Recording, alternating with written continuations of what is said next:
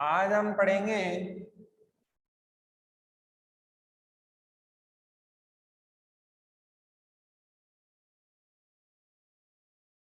संविधान के दर्शन।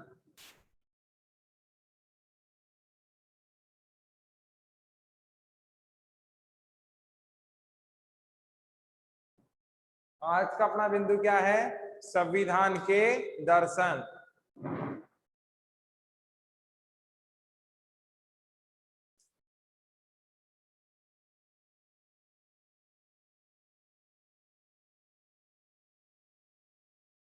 ठीक है, इसमें हम पढ़ेंगे संविधान की प्रस्तावना सॉरी या उद्देशिका। संविधान की प्रस्तावना या संविधान की उद्देशिका। आप देखें अपनी किताब में एक बॉक्स बना हुआ होगा इस प्रकार से, और उस पर चारों तरफ समानता, स्वतंत्रता, लोकतांत्रिक गणराज्य, इस तरीके की बातें लिखी हुई होंगी। वहां अगर नहीं मिले तो किसी भी किताब के लास्ट पन्ने पर जहां कवर बंद हो जाता है उस पेज पर आपको लिखा हुआ मिलेगा भारत का संविधान, भारत का संविधान की उद्देशिका। लास्ट वाले जब बंद कर देंगे किताब को तब मिला क्या सबको? वहां उसको हम एक्सप्लेन करेंगे। ये आपके 10th में भी आएगी, 11th 12th में भी आएगी, इंपॉर्टेंट टॉपिक है। आप मेरे साथ क्वेश्चन आंसर नोट डाउन करते जाएं। लिखें संविधान की प्रस्तावना या उद्देशिका को स्पष्ट कीजिए। संविधान की प्रस्तावना या उद्देशिका को स्पष्ट कीजिए।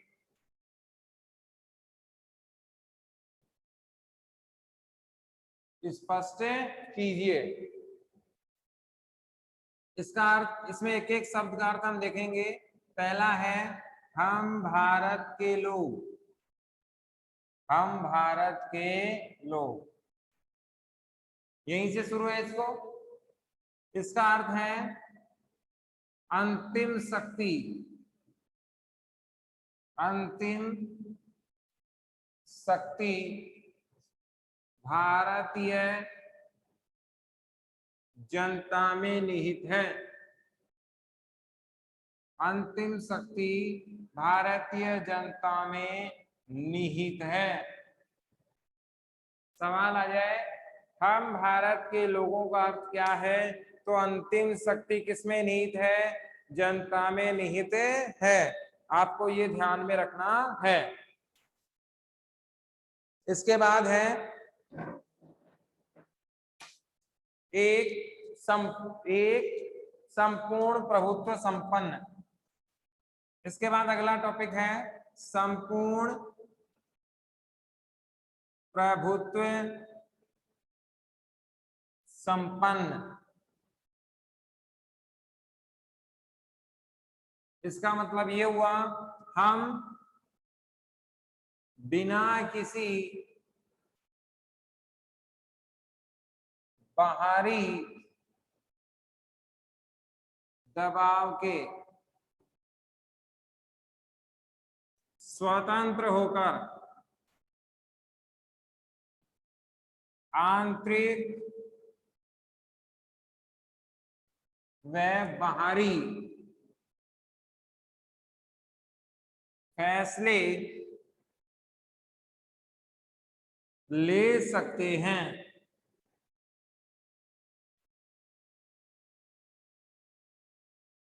आप नोट डाउन कर लीजिए।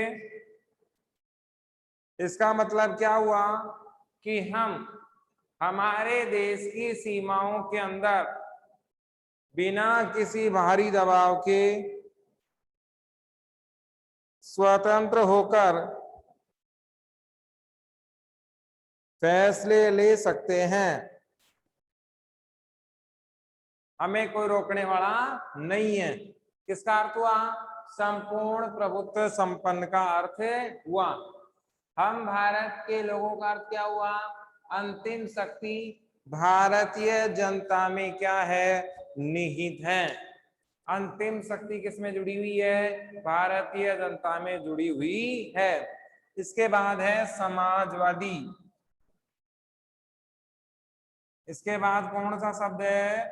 समाजवादी। इसका मतलब क्या हुआ? समाज के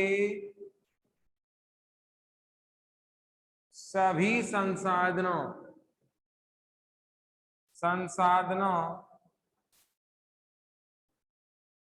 पर सभी वर्गों समुदायों का समान हक होगा, बिना किसी भेदभाव के। बिना किसी भेदभाव के। आपसे सवाल क्या पूछेगा? समाजवादी किसे कहते हैं? समाज के सभी संसाधनों पर सभी वर्गों समुदायों का समान हक क्या कहलाता है? समाजवादी। समाज के सभी लोगों को साथ लेकर चलना क्या कहलाता है? समाजवादी कहलाता है। इसके बाद अगला है पंथ निरपेक्ष। इतना लिख लिया क्या बेटा? Yes sir. इसको हटा दें? Yes sir. हाँ लिख लो इसको, मैं दोबारा बता देता हूं। हम पढ़ रहे हैं संविधान की प्रस्तावना या उद्देशिका। हम पढ़ रहे हैं संविधान की प्रस्तावना या उद्देशिका। इसमें पहला शब्द हमने लिखा। सवाल आपसे पूछेगा भारत की संविधान की प्रस्तावना में हम भारत के लोगों का अर्थ क्या है? तो हम भारत के लोगों का अर्थ क्या है? अंतिम शक्ति किसमें है? भारतीय जनता में निहित है। इसका अर्थ क्या हुआ? हम भारत के लोगों का अर्थ ये है। दूसरा क्या लिखा? संपूर्ण प्रभुत्व संपन्न। इसका मतलब हुआ हम बिना किसी बाहरी दबाव के स्वतंत्र होकर, चाहे तो मामला कहाँ का हो? अंदर का हो, चाहे मामला कहाँ का हो? बाहर का हो, हम बेफिक्र होकर क्या ले सकते हैं? फैसले ले सकते हैं। हमें कोई रोकने वाला नहीं है। मोदी जी देश हित में कैसे भी फैसले ले, उन्हें कोई रोकने वाला नहीं है। समाजवादी। समाजवाद का मतलब होता है समाज के सभी वर्गों को साथ लेकर चलना, समाजवाद कहलाता है। भावना जुड़ी है क्या? हाँ भावना है।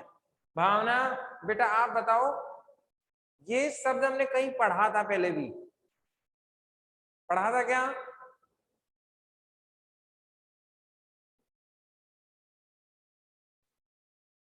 निकिता, भावना, प्रभुत्व शब्द पढ़ा था क्या?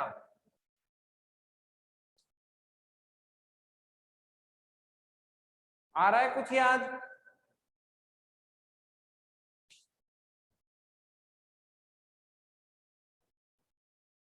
निकिता आवाज आ रही है?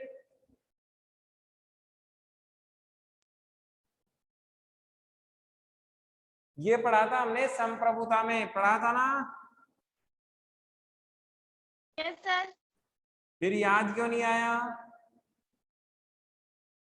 संप्रभुता, सॉवर्टी कि हमें पड़ोसी रोक नहीं सकता, हम जो चाहे वो कर सकते हैं, क्योंकि हमारी संप्रभुता किसके पास है? पिताजी के पास है। इसके बाद अगला शब्द है पंथ निरपेक्ष।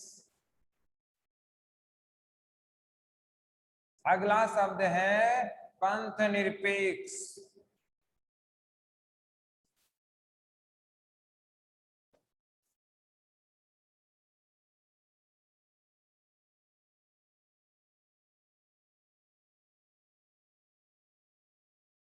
अब आपने जो शब्द सुना है वो हमेशा सुना है धर्मनिरपेक्ष। यहां मैंने जो लिखा है वो लिख दिया पंथ निरपेक्ष। दोनों में अंतर आपको करना है कि आज से पहले आपको अंतर आता था या नहीं। बहुत सारी किताबें इसको एक ही लिखती हैं और आपको भी थोड़ा सा ध्यान रखना है कि अंतर क्या है, बाकी है एक ही। दोनों की परिभाषा एक ही है, आर्टिकल 25 से संबंधित है, आपको थोड़ा सा ध्यान से देखना है। चाहे धर्मनिरपेक्ष हो या पंथ निरपेक्ष, दोनों की परिभाषा एक ही है। राज्य का कोई धर्म नहीं होगा, राज्य का कोई धर्म नहीं होगा, राज्य सभी धर्मों को, राज्य का कोई धर्म नहीं होगा, राज्य सभी धर्मों को बिना किसी भेदभाव, राज्य सभी धर्मों को बिना किसी भेदभाव आगे बढ़ाने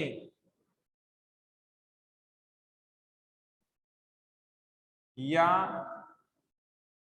उन्नति के लिए कार्य करेगा। परिभाषा समझ में आई?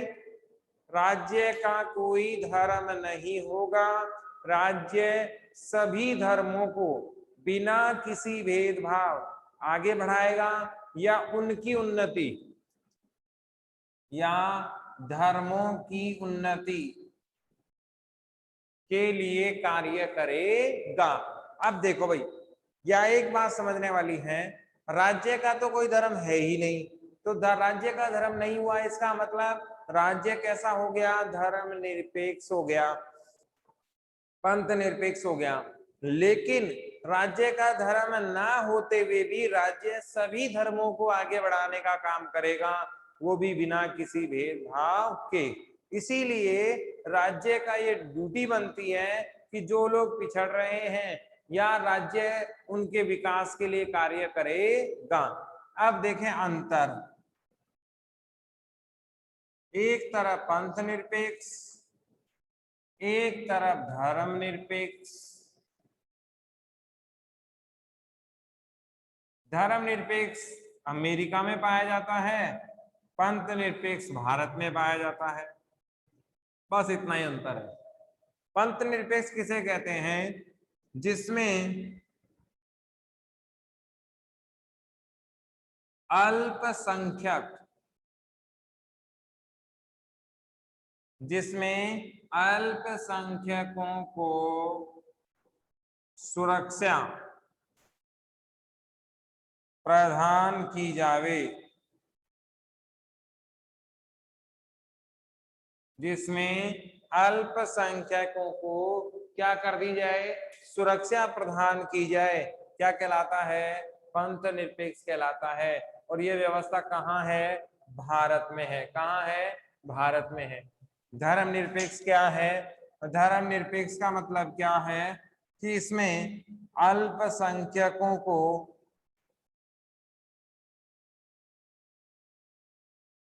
सुरक्षा नहीं दी जाती है।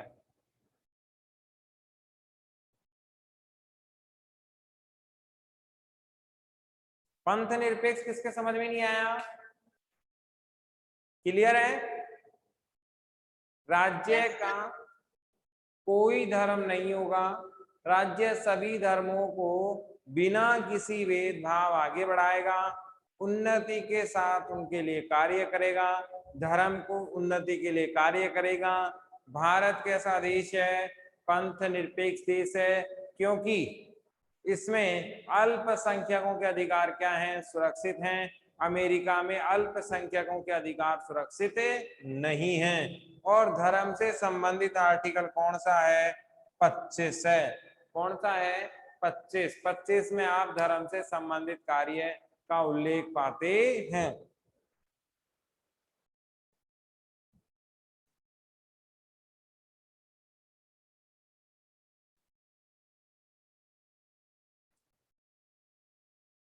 इसके बाद अगला लोकतांत्रिक गणराज्य। लोकतांत्रिक गणराज्य, इसमें दो शब्द हैं। पहला तो कौन सा? लोकतंत्र। लोकतंत्र हम समझते हैं जनता का जनता के लिए जनता का शासन,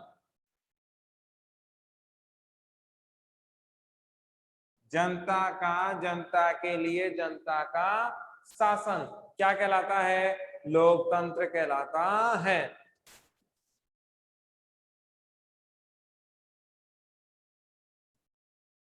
और लोकतांत्रिक कौन सी हो गई? जो लोग देश लोकतंत्र के अनुसार शासन चलाते हैं उसे लोकतांत्रिक व्यवस्था कहा जाता है।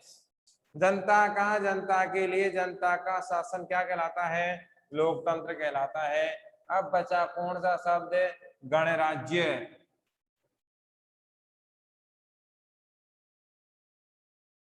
या गणतंत्र एक ही बात है। ऐसा राज्य, यहां राज्य देश को ही कहेंगे हम, ऐसा राज्य जिसमें प्रथम नागरिक का चुनाव, प्रथम नागरिक का चुनाव, ऐसा राज्य या देश जिसमें प्रथम नागरिक का चुनाव जनता के माध्यम से हो, जनता के माध्यम से हो, क्या कहलाता है? गणराज्य या गणतंत्र कहलाता है। ऐसा राज्य जिसमें देश का प्रथम नागरिक का चुनाव जनता के माध्यम से हो, गणराज्य कहलाता है। अब इस गणराज्य को हम देख सकते हैं, क्या ब्रिटेन गणराज्य है? क्या नहीं। ब्रिटेन गणराज्य है क्या? नहीं, क्योंकि वहां जो राष्ट्रपति होता है वो वंशानुगत होता है, वंशानुगत होता है, वंशानुगत यानी कि जन्मजात होता है। जबकि भारत में चुनाव के माध्यम से होता है। कहाँ? भारत में। भारत में क्या होता है?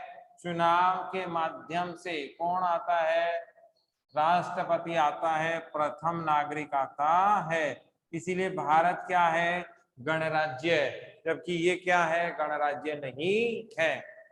समझ में आया? गणराज्य ऐसा राज्य या देश जिसका पहला नागरिक चुनाव के माध्यम से आता हो, और चुनाव कौन करे? जनता। जनता नहीं तो जनता के प्रतिनिधि करें। कौन सा राज्य कहलाता है? गणराज्य कहलाता है। इसे गणतंत्र भी कह सकते हैं।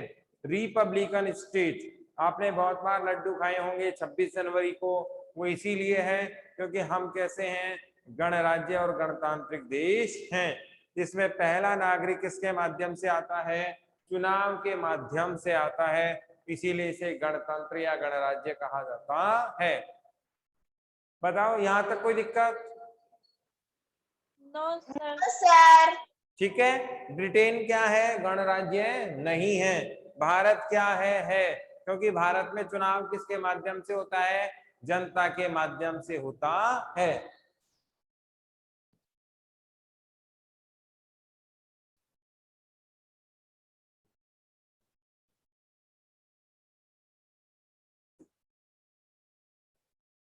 अगला है न्याय।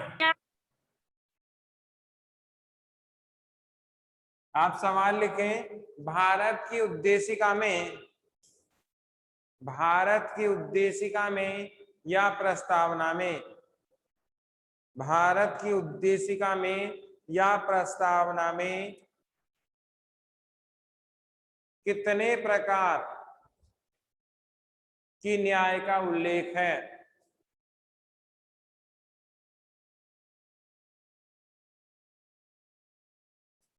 भारत की उद्देशिका में या प्रस्तावना में कितने प्रकार की न्याय का उल्लेख है? तो न्याय है 3 प्रकार की, सामाजिक, आर्थिक और राजनीतिक।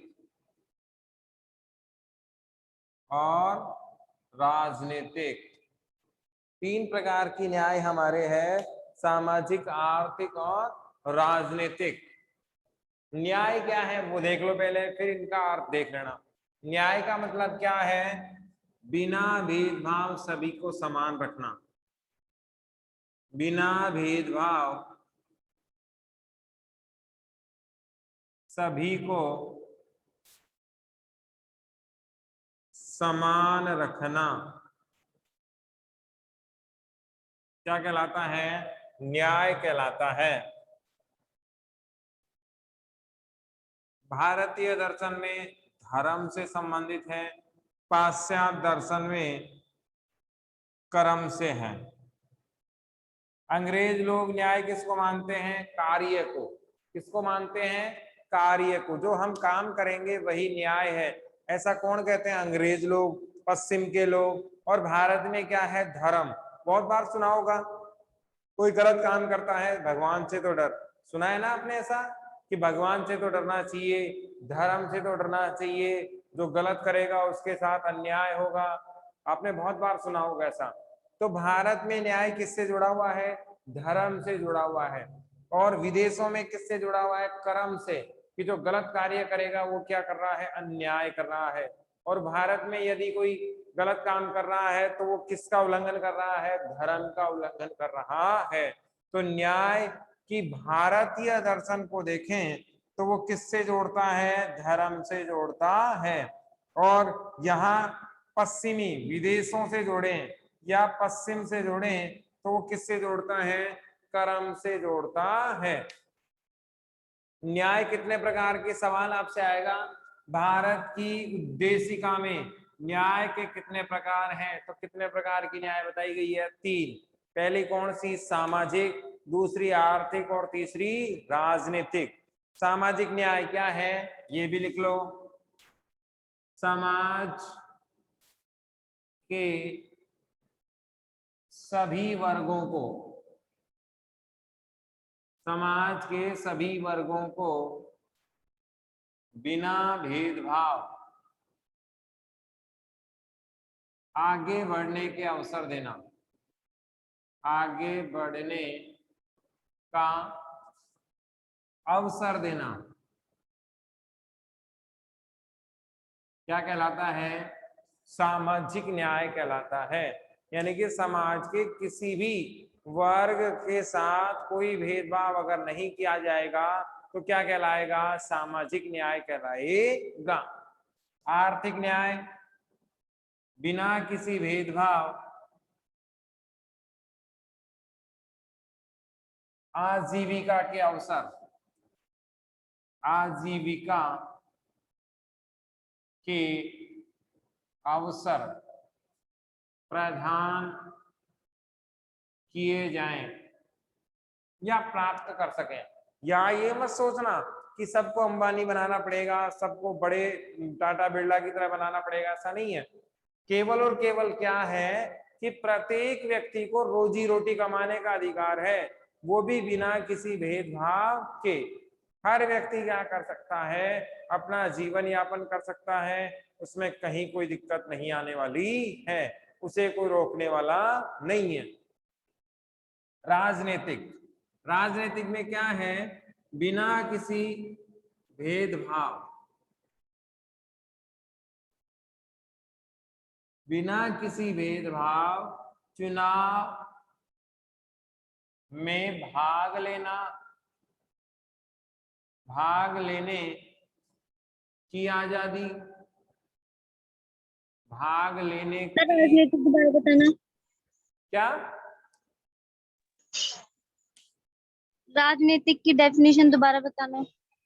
हाँ दोबारा बता रहा हूं। बिना किसी भेदभाव के, बिना किसी भेदभाव के चुनाव में भाग लेना, भाग लेने की स्वतंत्रता तथा बिना किसी भेदभाव चुनाव में भाग लेने की स्वतंत्रता तथा मतदान की स्वतंत्रता, मतदान की स्वतंत्रता। तीनों ही दोबारा बोल रहा हूं। पहला है सामाजिक न्याय, समाज के सभी वर्गों को बिना भेदभाव आगे बढ़ने के अवसर देना। समाज के सभी वर्गों को बिना भेदभाव आगे बढ़ने के अवसर देना क्या कहलाता है? सामाजिक न्याय कहलाता है। आर्थिक न्याय, बिना किसी भेदभाव आजीविका, आजीविका का मतलब होता है रोजी रोटी, आजीविका के अवसर प्रदान किए जाएं, यानी कि सबको अपना जीवन यापन करने के लिए स्वतंत्रता दी जाए, तो क्या कहलाता है? आर्थिक न्याय कहलाता है। फिर बचा राजनीतिक न्याय, बिना किसी भेदभाव या बिना किसी भेदभाव के चुनाव में भाग लेने का अवसर। चुनाव भी लड़ सकता है वो और मतदान भी कर सकता है। ये दोनों राजनीतिक न्याय के उदाहरण हैं। बताओ क्या समझ में नहीं आया?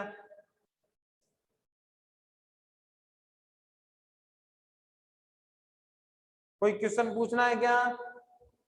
No sir.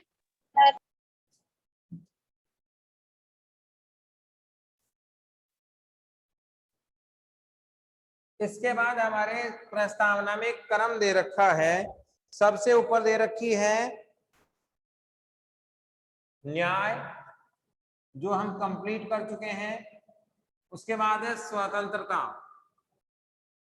उसमें लिखा है अवसरों की स्वतंत्रता। ये भी आपको ध्यान में रखना है, ठीक है? अवसरों की स्वतंत्रता, इसका मतलब ये हुआ कि सभी को आगे बढ़ने, सभी को आगे बढ़ने के समान अवसर मिलने चाहिए। सभी को आगे बढ़ने के समान अवसर मिलने चाहिए, इसमें कहीं रोक टोक नहीं होनी चाहिए। अवसर क्या है? जैसे मान लो कोई अमीर व्यक्ति है तो उसको तो अवसर ज्यादा मिले ही मिलेंगे। कुछ पिछड़े व्यक्ति हो सकते हैं, कुछ समाज के कमजोर तबके के लोग हो सकते हैं, तो उन्हें भी समाज में बराबर का मौका मिलना चाहिए, ताकि वे अपनी रोजी रोटी आसानी से चला सकें, अपने व्यवसाय को आसानी से चला सकें। इसीलिए आपने देखा होगा आरक्षण लागू किया गया है। आरक्षण क्या बढ़ाता है? अवसरों की समानता को बढ़ाता है, अवसरों की स्वतंत्रता, सॉरी, यहां अवसरों की समानता है। हमने स्वतंत्रता बाद में करेंगे। उपासना की स्वतंत्रता है, इसके आगे है उपासना की स्वतंत्रता। ये अलग बिंदु है, समानता है ना, अवसरों की समानता। आर्टिकल 16 अनुच्छेद 16, सभी को आगे बढ़ने के समान अवसर मिलने चाहिए। ये करेक्शन कर लिया सबने? यहां पर यस क्या सर। आएगा? अवसरों की समानता क्या है? सभी को आगे बढ़ने के समान अवसर मिलने चाहिए। अब इसमें आरक्षण, अब कुछ बच्चे कहेंगे कि सर आरक्षण तो एक प्रकार से क्या हुआ, विशेष व्यवस्था हुई। तो इसको हम ऐसे देख सकते हैं कि आरक्षण समानता बढ़ाता है, कम नहीं करता। जैसे फॉर एग्जांपल देखें, हम कुश्ती की बात करें तो कुश्ती का एक नियम चलता है कि 20 किलो का व्यक्ति 20 किलो के व्यक्ति के साथ ही कुश्ती लड़ सकता है।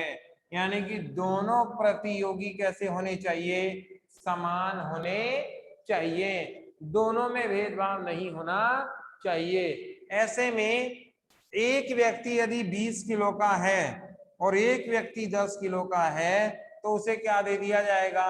आरक्षण दे दिया जाएगा, ताकि वो क्या आ जाए? 20 किलो के समान हो जाए। जैसे फॉर एग्जांपल हमने पिछड़ों को आरक्षण दिया, दलितों को आरक्षण दिया, गरीबों को आरक्षण दिया, और आरक्षण का आधार क्या है? जाति। उनको समाज की मुख्य धारा में जोड़ने के लिए आरक्षण दिया गया, ताकि जब वे पिछड़ गए थे उन्हें वापस समाज में लाया जाए, नहीं तो वे समाज में साइड कर दिए जाएंगे। अब आरक्षण का क्या काम है कि आरक्षण जो पीछे रह गए हैं उनको बराबर लाने का काम कर रहा है, उनको नौकरी दिलाने का काम कर रहा है, समाज में बराबर की भागीदारी दिलाने का काम कर रहा है, सामाजिक समानता दिलाने का काम कर रहा है। तो आरक्षण कहीं ना कहीं समानता को क्या कर रहा है, बढ़ा रहा है। और इससे क्या होगा कि अवसर जो सबको क्या मिलने चाहिए थे बराबर, इससे सबको बराबर अवसर मिलने लग जाएंगे। बताओ यहां तक कोई दिक्कत हो तो? अवसरों की समानता क्लियर।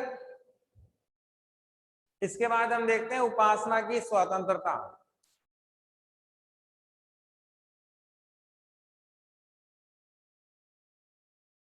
उपासना का मतलब होता है आराधना।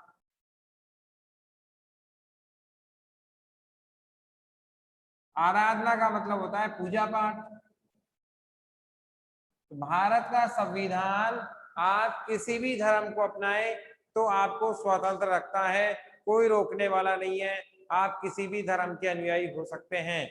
आप पहले किसी भी धर्म के थे या किसी भी धर्म को आप अपना सकते हैं। तो इसका अर्थ क्या हुआ? सभी भारतीय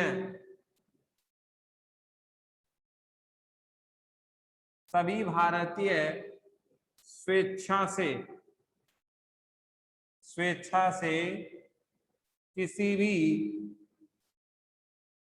किसी भी धर्म समुदाय को अपना सकते हैं,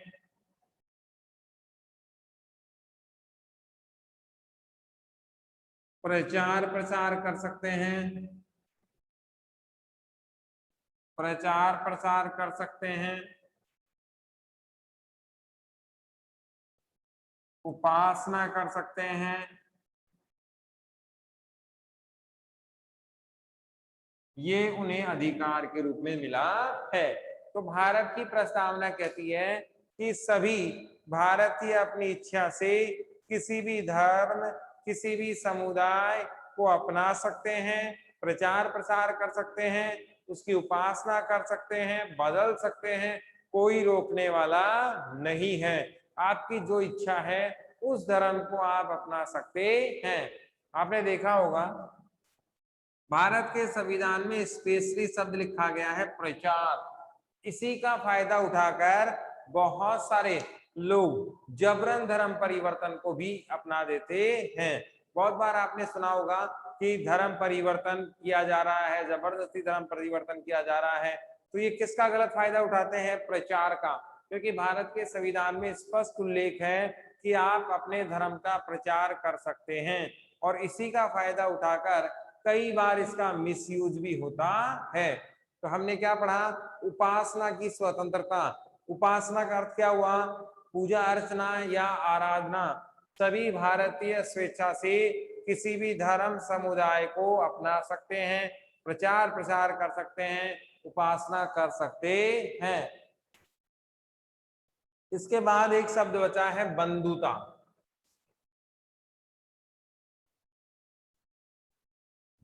इसके बाद शब्द बचा है बंधुता। बंधुता का मतलब है भाई या भातृत्व।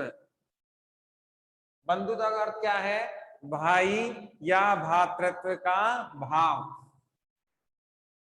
इसका अर्थ क्या हुआ कि हम प्रत्येक भारतीय से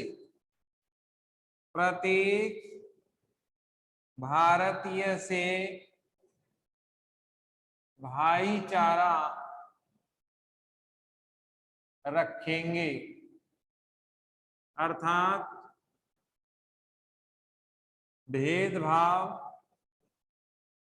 नहीं करेंगे, भेदभाव नहीं करेंगे। क्या कहलाएगा?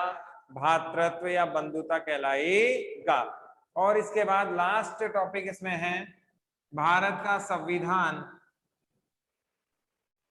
भारत का संविधान 26 नवंबर 1949 को अंगीकृत आत्मप्रेत और अधिनियमित किया गया। अधिनियमित किया गया। इसका मतलब कि इस दिन हमारे संविधान को स्वीकार कर लिया गया। कब? 26 नवंबर 1949 को। इसमें 3 शब्द आपसे पूछे जाएंगे। पहला शब्द अंगीकार, दूसरा आत्मप्रेत और तीसरा अधिनियमित। सवाल पूछ रहे भारत का संविधान अंगीकार कब हुआ या अंगीकृत कब हुआ? तो 26 नवंबर 1949 को। आत्मप्रेत पूछ ले, अधिनियमित पूछ ले, तो तीनों का आंसर क्या है? 26 नवंबर 1949 है। इसमें केवल एक शब्द आपको याद रखना है, भारतीय संविधान, भारतीय संविधान लागू कब हुआ? भारतीय संविधान लागू कब हुआ? तो इसका आंसर क्या आएगा? 26 जनवरी 1950 के दिन। और ऐसा भी इसलिए हुआ था क्योंकि आपको पता है कि 26 जनवरी 1930 को एक ऐतिहासिक घटना थी। 26 जनवरी 1930 को ऐतिहासिक घटना थी। क्या ऐतिहासिक घटना थी? लाहौर अधिवेशन, सॉरी, लाहौर में रावी नदी के तट पर,